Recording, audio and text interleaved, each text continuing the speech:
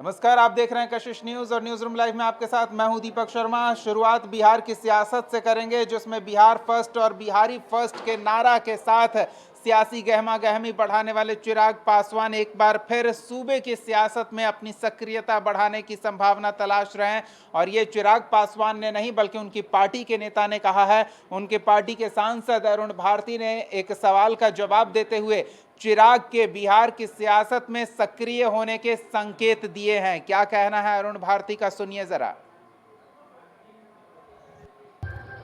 बिहार के लिए, बिहारियों के लिए अगर वो बिहार के सदन के पटल से आवाज उठाएंगे तो उनकी आवाज को ज्यादा मजबूती मिलेगी, बिहार को ज्यादा आगे बढ़ने के अवसर मिलेंगे। और इसीलिए हम लोगों ने भी कहा है, कई अवसरों पे कहा है, कार्यकर्ताओं ने कहा था, प्रभारी होने के नाते मैं जिस जिले, जिस प्रखंड, गली मोहल्ले, गांव पंचायत जहां भी गया हूं, सभी लोगों ने कहा है कि चिराग पासवान जी बिहार के बेटे होने के नाते बिहार में आकर के बिहारियों के लिए काम करना चाहिए और बिहार में रह करके Bihar first, Bihari first vision को यहाँ पर धरातल पर उतारना चाहिए।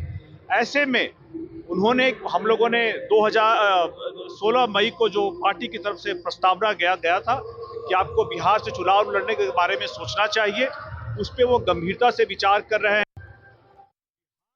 चलिए, तो अरुण भारती ने संकेत दिया है कि चिराग पासवान बिहार की सियासत में सक्रिय होंगे और जो बिहार फर्स्ट, बिहारी फर्स्ट का राग अलाप रहे थे, वो सिर्फ अब जुबानी बात नहीं रहेगी बल्कि सियासत में उसे संभव बनाएंगे चिराग पासवान। हमारे साथ सहयोगी आशुतोष जुड़े हुए हैं। आशुतोष, चिराग पासवान बिहार की सियासत में सक्रिय होंगे, औपचारिक तौर पर तो कुछ नहीं कहा जा रहा है, लेकिन ये चर्चा सुर्खियों में रह रहा है बीते कुछ समय से। नहीं, ये तो बिल्कुल क्लियर हो गया ना। आज आप अरुण भारती का स्टेटमेंट सुने, उस स्टेटमेंट में साफ तौर पर उन्होंने कह दिया है कि नीतीश कुमार ने बिहार को जंगल राज से बाहर निकालकर यहाँ तक लाया। यहाँ तक लाया मतलब यहाँ तक लाया। मोदी सरकार में बिहार का डेवलपमेंट हुआ, मोदी नीतीश कुमार ने मिल करके बिहार का डेवलपमेंट किया और यहाँ तक किया। अब यहाँ के बाद आप मुझे दे दीजिए, यानी यहाँ के बाद एक युवा शक्ति की ज़रूरत है बिहार को। तो आप समझिए, इंडिकेशन बिल्कुल क्लियर है। और सबसे बड़ी बात यह है कि अरुण भारती, उनके सांसद, और चिराग पासवान दोनों अलग अलग तरह की दो बातें बोल रहे हैं। एक तरफ चिराग पासवान कह रहे हैं कि नहीं, कोई ज़रूरत नहीं है, वैकेंसी नहीं है। दूसरी तरफ अरुण भारती वैकेंसी दिखा रहे हैं कि हाँ भाई, अब वैकेंसी हो गया, नीतीश कुमार बहुत दिन तक काम कर लिए और यहीं तक काम किया, अब इसके बाद जो है युवा शक्ति को आप थमा दीजिए काम करने के लिए। तो पॉलिसी बिल्कुल क्लियर है। अब चिराग पासवान का लक्ष्य सीएम की कुर्सी है और स्वाभाविक तौर पर इसके लिए उनकी पार्टी काम भी कर रही है, मीटिंग भी हो रहे हैं। मीटिंग में चिराग कुछ नहीं बोल रहे हैं, चिराग बोल नहीं रहे हैं, चिराग बुलवा रहे हैं। नहीं, आप कह रहे हैं आशुतोष चिराग बुलवा रहे हैं, लेकिन चिराग बोल भी रहे हैं। जब हमने उनसे एयरपोर्ट पर 2-3 दिन पहले पूछा था तो वो क्या बोल रहे हैं, वो एक बार अपने दर्शकों को सुनाते हैं। चिराग पासवान पटना आए थे और उस समय भी पार्टी नेता इस तरह की बातों को हवा दे रहे थे। पोस्टर लगाए जा रहे थे पटना की सड़कों पर, जिस पर चिराग पासवान से सवाल किया गया तो चिराग पासवान ने क्या कहा है, सुनिए एक बार। मैंने कतई ऐसा नहीं कहा। कौन सी जगह पे आपने मेरी इस बात को सुन लिया? जब सवाल ये पूछा जाता है कि आपके कार्यकर्ता चाहते हैं, तो वो हर दल का कार्यकर्ता चाहता है। मैं खुद कार्यकर्ता होने के नाते मेरे नेता, मेरे पिता आदरणीय रामविलास पासवान जी को बिहार के मुख्यमंत्री पद पे ही नहीं बल्कि देश के प्रधानमंत्री के पद पे मैं देखना चाहता था। ये हर कार्यकर्ता की भावना अपने नेता के प्रति होती है और होनी भी चाहिए, और उसका हम सब सम्मान करते हैं। ना मुख्यमंत्री पद की कोई वैकेंसी है और ना ही इसके लिए लोक जनशक्ति पार्टी रामविलास की तरफ से कोई प्रयास किया जा रहा है। इतना ज़रूर है कि एनडीए की एक मजबूत सरकार बने और विकसित बिहार के बनाने के लक्ष्य के साथ जो हम लोग आगे बढ़ रहे हैं, उसको हम लोग पूरा। प्रभु, मैंने कतई ऐसा तो पार्टी कार्यकर्ता की भावना है, ये कह रहे हैं चिराग पासवान, लेकिन शायद वो इस बात को ध्यान में रख रहे हैं कि पार्टी कार्यकर्ता की भावना से सहयोगियों की भावना आहत हो सकती है। आशुतोष के पास एक बार फिर से चलते हैं। आशुतोष, पार्टी कार्यकर्ता कुछ भी कहें, लेकिन चिराग पासवान जो कहेंगे औपचारिक तौर पर उसे ही माना जाएगा। लेकिन पार्टी के एक सांसद हैं, चिराग के करीबी हैं, निर्णायक भूमिका में भी हैं अरुण भारती, लेकिन चिराग पासवान उनकी बातों को तरजीह नहीं दे रहे हैं। वो कह रहे हैं कार्यकर्ता की भावना है। कैसे इसे संभव माना जाए? नहीं, कार्यकर्ता की भावना का मतलब अलग होता है, लेकिन अरुण भारती कार्यकर्ता से ज़्यादा समझिए परिवार के सदस्य हैं, और स्वाभाविक तौर पर जो भी स्टेटमेंट आ रहा है वो अरुण भारती का आ रहा है। सबसे पहले सोशल मीडिया पर पोस्ट आप देखिए कौन बोल रहे हैं, अरुण भारती कह रहे हैं। तो चिराग पासवान का प्रतिनिधित्व अरुण भारती के तौर पर देखा जा रहा है, और अरुण भारती ये कह रहे हैं कि यहाँ के बाद आप युवा शक्ति को सत्ता दे दीजिए, युवा शक्ति की ज़रूरत है अब बिहार को। तो स्वाभाविक तौर पर उनका इंडिकेशन साफ है, खतरे की घंटी जेडीयू के लिए। तो सवाल ये उठ रहा है कि क्या पिछले बार जो चिराग पासवान ने किया था, क्या इस बार भी वही सारी चीज़ें हो सकती है? क्या इस बार भी मन माफिक अगर सीटें चिराग पासवान को नहीं मिलती हैं?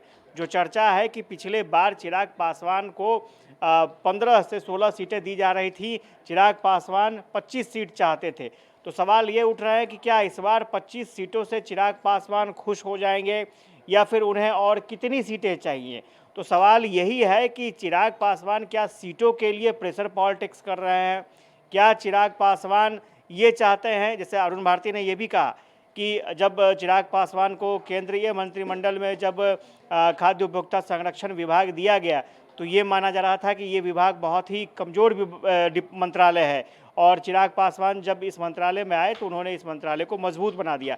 यानी इस बात का भी मलाल है चिराग पासवान को कि केंद्र की पॉलिटिक्स में रहते हुए भी वो मन माफी कुछ काम नहीं कर पा रहे हैं। उन्हें जो मंत्रालय दिया गया था वो मंत्रालय मनपसंद नहीं था, वो ठीक नहीं था। तो भाई हम सेंट्रल की पॉलिटिक्स में आप हमें वो तरजीह नहीं दे पा रहे हैं जो मुझे मिलना चाहिए था, जो कद मुझे मिलना चाहिए था, जो मंत्रालय मुझे मिलना चाहिए था, वो नहीं मिल पा रहा। तो मैं वापस बिहार लौट कर जा रहा हूँ, और बिहार में आप मुझे मन मुताबिक सीटें दीजिए, और आप मन मुताबिक सीटें नहीं दीजिएगा तो फिर मैं वही काम करूंगा जो पिछले बार मैंने किया था। ये बात अलग है कि चिराग पासवान नरेंद्र मोदी से अपना रिश्ता बेहतर रखना चाहते हैं, बीजेपी से रिश्ता बेहतर रखना चाहते हैं, तो यहाँ आकर के वो सीएम की कुर्सी पर दावा कर रहे हैं, तो आखिर नुकसान किसको पहुंचाने की कोशिश कर रहे हैं? पिछले बार भी कमोबेश यही परिस्थितियां थी। चिराग पासवान ने जेडीयू को नुकसान पहुंचाया, जेडीयू के खिलाफ अपने कैंडिडेट खड़े किए, और अगर चिराग पासवान कैंडिडेट नहीं अपने उतारे होते तो राघोपुर से शायद तेजस्वी यादव नहीं जीत सकते थे। तो स्वाभाविक तौर पर एक बार फिर से सवाल उठ रहा है कि क्या चिराग पासवान